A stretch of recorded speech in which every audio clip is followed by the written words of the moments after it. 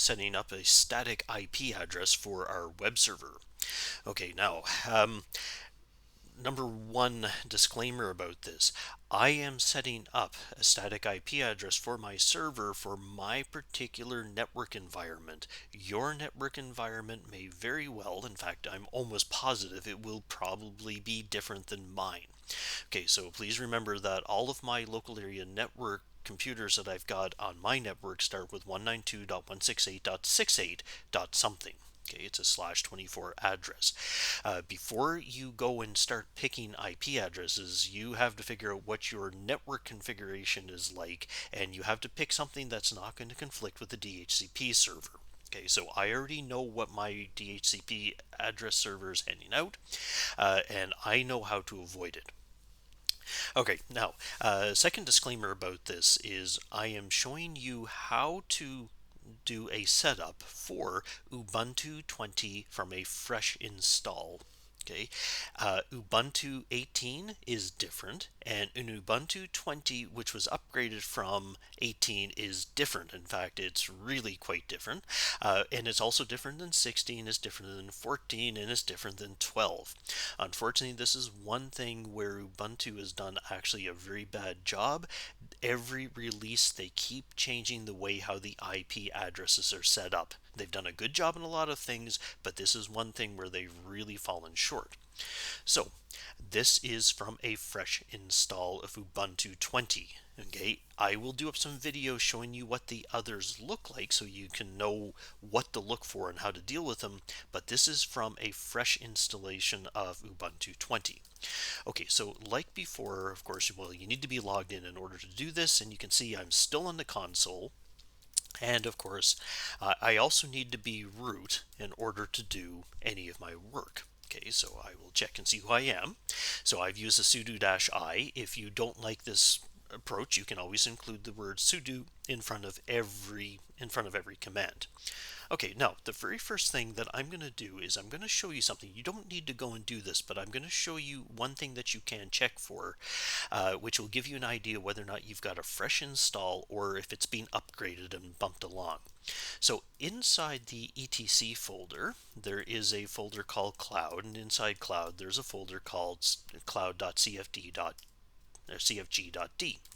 Okay, inside here there is on a fresh installed of Ubuntu 20 a file called Subiquity Disable Cloud Init Networking. So let me show you what this looks like.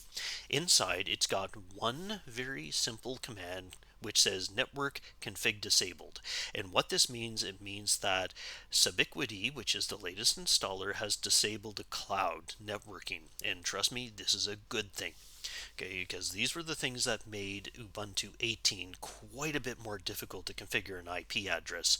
Okay, so this is actually a good thing. Now, what this means, if this is being disabled, and you see the word Subiquity Disable Cloud Init Networking, it means that you have yourself a fresh installation.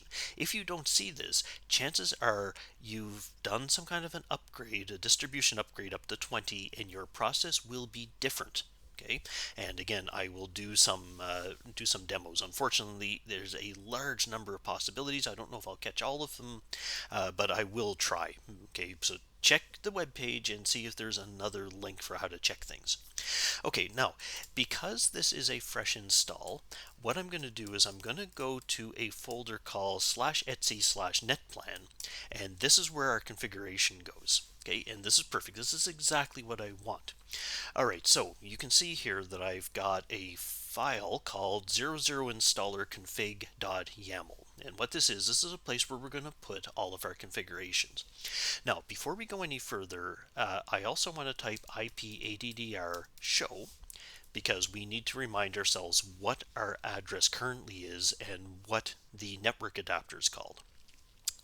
Okay, so you can see here I've got this network adapter called ETH0. Okay, so please remember this. Right now it's 192.168.68.133, and I want to make some changes to it. Okay, so here's what we're going to do. Now, I'll be honest, I usually like to use VI for my editor, but in order to be a little bit nicer to you guys, I'm going to be using Nano all the time, so hopefully I don't mess up. And of course, what I'm going to do is I'm going to use nano to modify this file right here. All right, so this is the current setup. Okay, and you can see that at the moment, ETH0 is using DHCP 4, and of course the 4 refers to IPv4. So we've got a couple of things we're going to do with this. So the first thing we're going to do is we're going to change the word true to false. And of course, what we're doing is we're saying, no, we're not using DHCP for this particular network. Okay, I've got some more stuff. Now, very, very important. Notice that I hit a bunch of spaces. I did not hit a tab. Please avoid tab addresses here, okay, or use please avoid the tab key.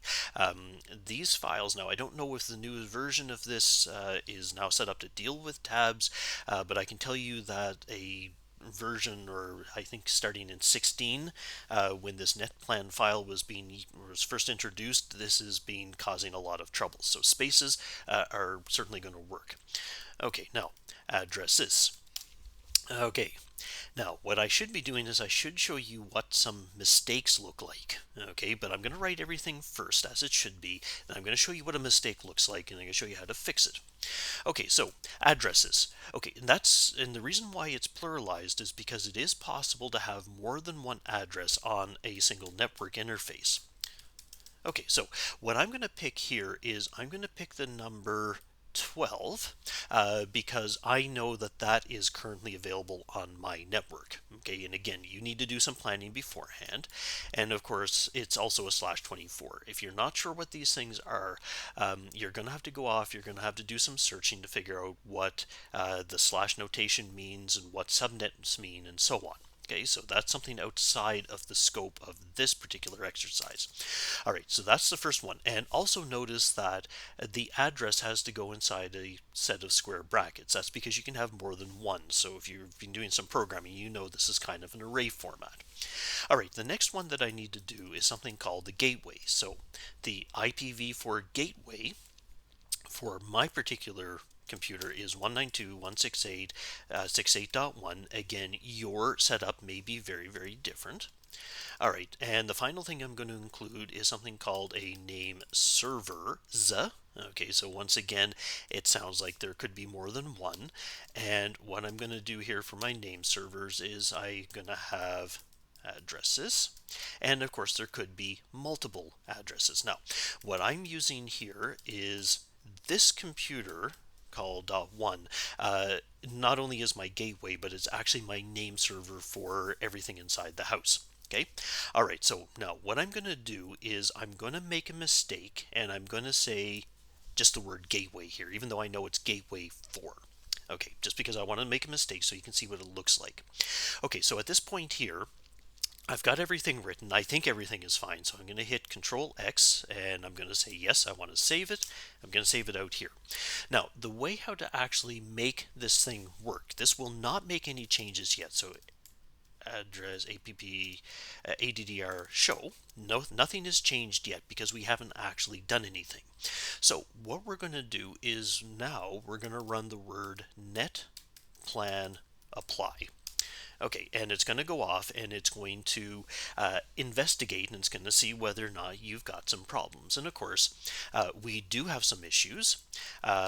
Some of the sources do suggest you can also include the word debug, okay, and it will provide a little bit more detail.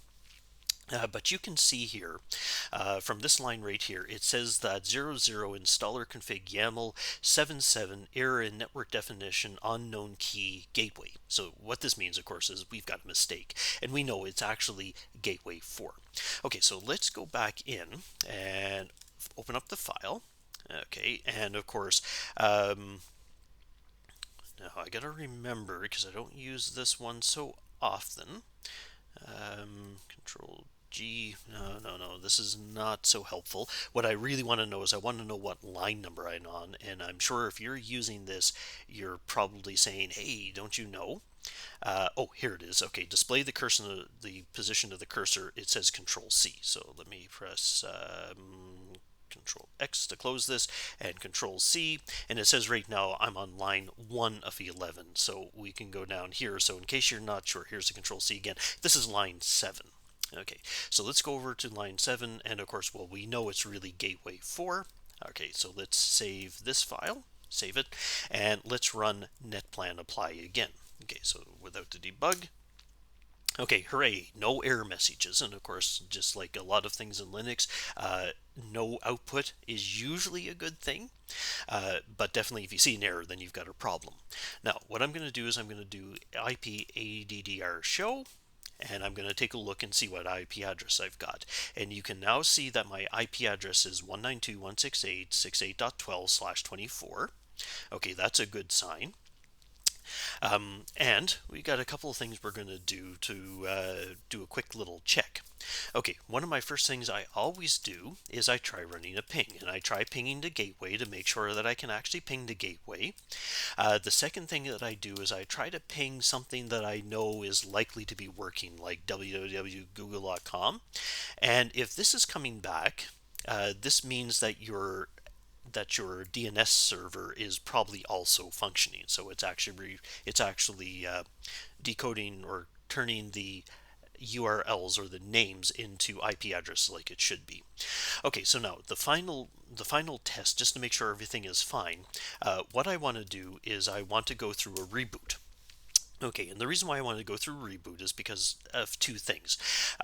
One, I want to make sure that the DHCP server is actually out, because I know in version 16 I used to get this problem. You would change something from a DHCP to a static, and the DHCP server was still working, and suddenly your IP address would change. So maybe this is just a habit that isn't required anymore. But the second thing I want to know is whether or not we've actually managed to change the IP address. So again, let's try logging in.